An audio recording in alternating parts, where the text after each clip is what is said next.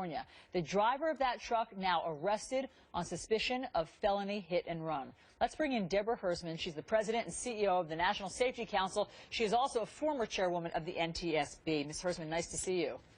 Good morning. This crash is remarkable on many levels. Primarily, no one was killed in this crash, though the train was going 79 miles per hour. How do you explain it? You know, I think the good news is we had an alert operator. By all accounts, we have heard that the emergency brakes were applied prior to the collision. That probably had the most effect as far as slowing down that train and addressing the impact forces. Slowing the train is really important here. Well, we should mention that you were the chairwoman of the NTSB during the time, 2008, during that Chatsworth, California train crash, which is considered the worst train crash in 15 years. 25 people were killed at that time. Since that time, MetroLink invested in new technology. What is that, and did that make all the difference in the world? You know, MetroLink has actually invested in a lot of different technology since that Chatsworth crash. There are three things in particular. One of them is committing to implement positive train control, and that's to prevent train-to-train collisions like occurred in that collision back in 2008. The second thing is that they've equipped their trains with both inward and outward-facing video.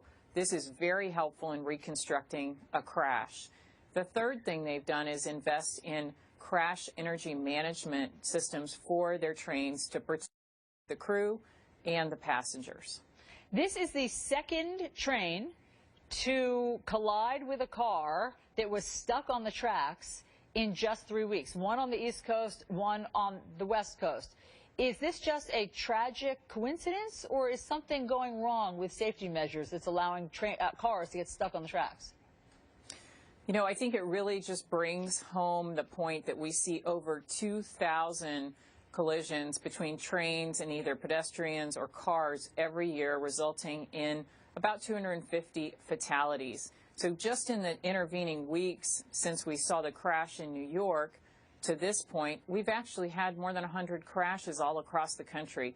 These really bring it home that particularly when passenger trains are involved, the results can be pretty catastrophic. I think certainly in New York we saw that with the post-crash fire. We were lucky in this case that there was no post-crash fire that engulfed the train. But in both these situations, cars got stuck on the tracks. How does a car get stuck on the tracks?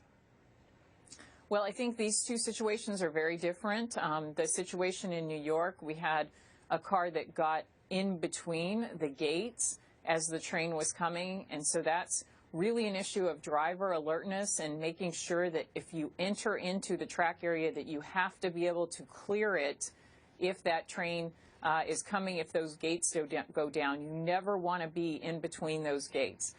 In this case here in California, it appears that a driver was confused and actually turned onto the tracks instead of on a roadway.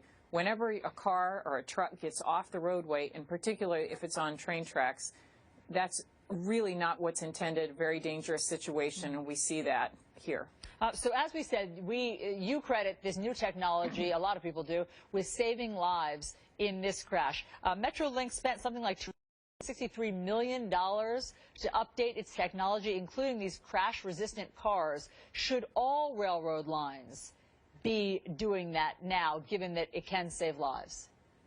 You know, I think it's really too early to tell the effect of the crash energy management car designs on the outcome of this crash.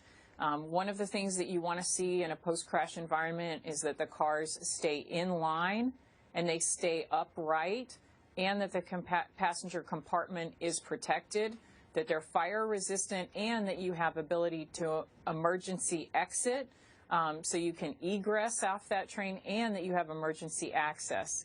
The good news here is we didn't have a post-crash fire, but I think the investigators really have to understand the injury mechanisms for all the passengers who were involved in the crash. We have some people who are in critical condition, and how the train performed and how that crash energy management system really attenuated the crash forces. So I think it's a little bit early to tell if those designs made a big difference. We've got to let them inspect those cars and document the damage.